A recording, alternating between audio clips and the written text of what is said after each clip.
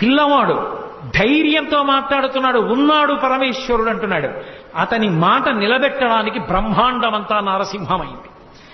హిరణ్యకశిపుడు ఆ స్తంభాన్ని ఒక్క దెబ్బ కొట్టి రమ్మను ఇందులోంచి అన్నాడు.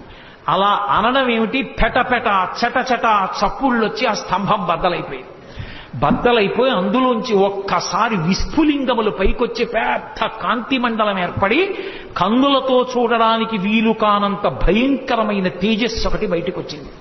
ఆ తేజస్సులోంచి పట్టుపుట్టం కట్టుకుని స్వామి నిలబడ్డారు.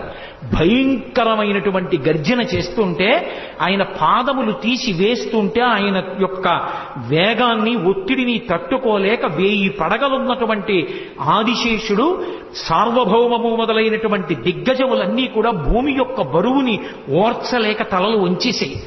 ఆయన పాదములలో చక్రరేఖ, శంఖరేఖ, పద్మరేఖ, నాగలి,